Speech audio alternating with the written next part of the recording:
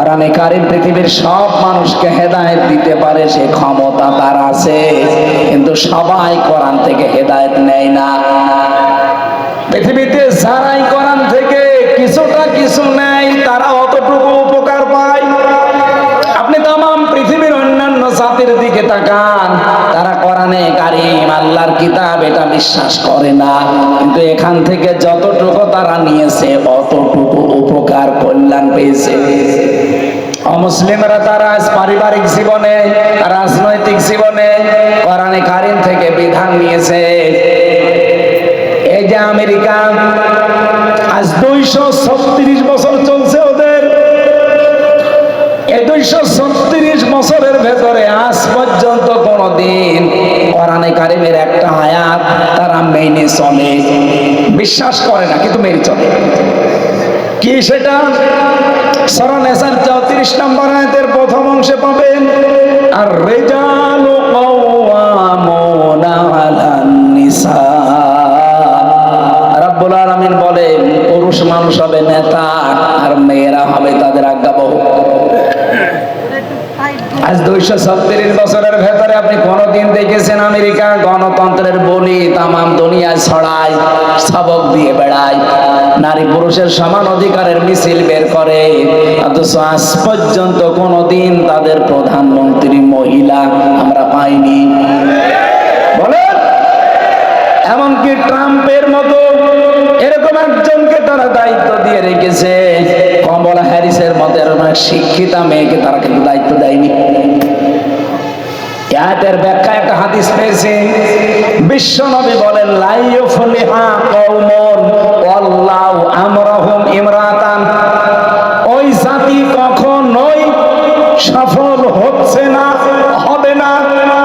ইউফলিহা এর আগে লান এসেছে, মজারের আগে লান আসলে অর্থ হয় হচ্ছে না, হবে না, কখনোই হবে না।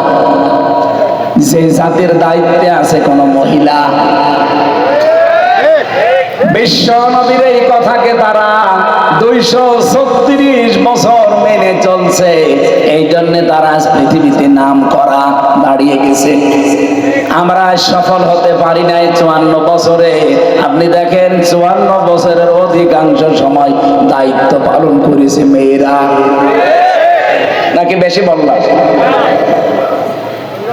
ওরা যদি রাজনৈতিক জীবনে কোরআন থেকে এতটুকু নিয়ে একটা ফায়দা কল্যাণ পেতে পারে, ওরা যদি আজ মাথা উঁচু করে দাঁড়িয়ে যেতে পারে, বাংলাদেশও দাঁড়িয়ে যাবে সামনে। আমরা সিদ্ধান্ত নিতে চাই কোনদিন নবীর এই কথার বাইরে আর বাংলাদেশ যেন না যায়। যারা দায়িত্বে আসবে যেই হোক, সে যেন পুরুষ হয়। এই কথা বলেন না কেন? পুরুষ হলে কিছু না কিছু হয়, তার প্রমাণ ডক্টর মোহাম্মদ ইউনূস। 2 নবীর নাম নিয়েছে, মোহাম্মদ আর ইউনূস। কি খেলা দেখিয়েছে কালকে, দেখিয়েছে দাদা পর্যন্ত হাত জোড় করে আছে।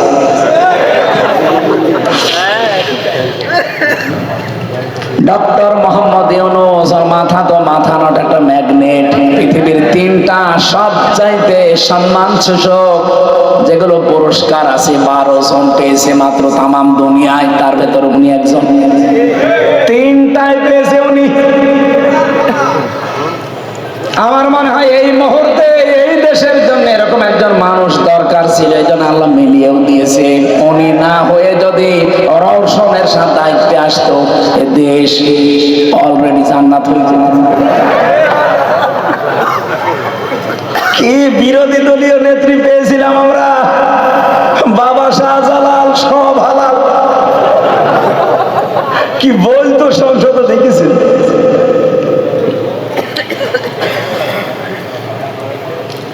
এই 54 বছরে আমাদের বিরুদ্ধে যত মিথ্যা কথা আমাদের প্রতিবেশী নামে কলঙ্কেরা ছড়িয়েছে, তামাম পৃথিবীর 257টা রাষ্ট্রের প্রতিবেশীরা এত মিথ্যা কথা বলে না। ভয়েস অফ আমেরিকা, মাইক্রোসফট এরা রিপোর্ট দিচ্ছে তামাম পৃথিবীতে সবচাইতে বেশি মিথ্যা কথা বলে ইন্ডিয়া। তাহলে 54 বছরে আমাদের বিপক্ষে যারা কথা ছড়িয়েছে তামাম দুনিয়ায়, এদেশে নাকি সংখ্যালঘু নির্যাতন হয়, এই মিথ্যা কথা বলে বলে তামাম দুনিয়া দুনিয়ায় আমাদের কালার করেছে এই দাদারা। এই কথা বলেন না কেন?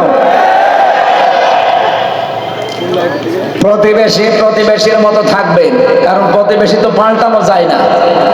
চরিত্র যদি না পাল্টান, আমাদের কাছে পরে চরিত্র শিখে নি। আমি যে কথা তুলেছিলাম যে কোরআন থেকে ওরা হালকা কিছু নিয়েছে, তাই দাঁড়িয়ে গেছে। সুতরাং আমরাও যদি সত্যি কিছু নিতে পারি, আমরাও দাঁড়িয়ে যেতে পারবো ইনশাআল্লাহ। আমি কয়েকদিন আগে মালয়েশিয়া ছিলাম, তারাও এই 2004 সালের পর থেকে দাঁড়িয়ে গেছে। তারা একটা বিষয় আমি দেখেছি, ওদের দেশে খাদ্যে ভেজাল এটা নেই। যদি খাদ্যে কেউ ঔষধ দেয়, ভেজাল করে, যদি ধরা পড়ে সঙ্গে সঙ্গে মেরে ফেলে, ওর কোনো বিচার আচার নেই। বাংলাদেশের রাজশাহীর বাগমারার একজন আছে, আমার কুষ্টিয়া বিশ্ববিদ্যালয়ের বড় ভাই আব্দুল জব্বার মন্ডল। এই যে অভিযান চালাচ্ছে বিভিন্ন জায়গায় খাদ্যের উপরে, আপনি দেখেছেন না? আপনাদের রাজশাহীর জন্য একজন গর্ব। বাংলাদেশে মাত্র 200 জন অফিসার যদি এরকম আমরা পেতাম, এদেশে আজকেও খাদ্যে ভেজাল দেওয়ার, ঔষধ দেওয়ার, বিষ দেওয়ার সাহস দেখাত। তাও তো ওনার হাতে সেরকম কিছু নেই। আমরা চাই অন্যান্য যারা আছেন, বিশেষ করে ম্যাজিস্ট্রেট, সবগুলো যেন আব্দুল জব্বার মন্ডলের মতো হয়। এ দেশটা দাঁড়িয়ে যাবে ইনশাআল্লাহ, আমি বিশ্বাস করি 100 ভাগ। এই কোরআন থেকে ওরা পারিবারিক জীবন, রাজনৈতিক জীবনটা নিয়েছে, বিবাহের ক্ষেত্রে ওরা নিয়েছে। ওরা দেখতেছে বিবাহ বাদ দিয়ে পৃথিবীতে টিকে থাকা সম্ভব না। পরিবার না থাকলে মানুষ মানুষ হিসাবে বিবেচিত হতে পারে না। ওরা এতটুকু নেওয়ার কারণে আজ ফল পাচ্ছে। রাজনৈতিক জীবনে কোরআন থেকে একটু কিছু নিয়ে ফল পাচ্ছে। আল্লাহ বলেন হুদাল্লিল মুসলিমিন, মুসলমানদেরকে হেদায়েত দেবে। আজ আমরা মুসলিমরা একটু বেশি নেই, এজন্য উপকারও বেশি পাই। সবচাইতে পরিপূর্ণ কল্যাণ পাবে কোরআন থেকে তারা যারা মুত্তাকি। যারা কি? আরো জোরে বলে। এই মুত্তাকি হওয়ার জন্য রমজান এসেছিল, চলেও গেছে। আমরা হতে পেরেছি কিনা আল্লাহ জানে। মুত্তাকি হওয়ার জন্য কি কি লাগবে ওইগুলো আলাদা একটা আলোচনা আছে। আমার বিষয় আজকে সূরা দোহার 3 নাম্বার একটা আয়াত আমরা পড়েছি। এই বিষয়ের উপরে যতগুলো তথ্য আমার জানা আছে আমি ডেলিভারি দেব ইনশাআল্লাহ।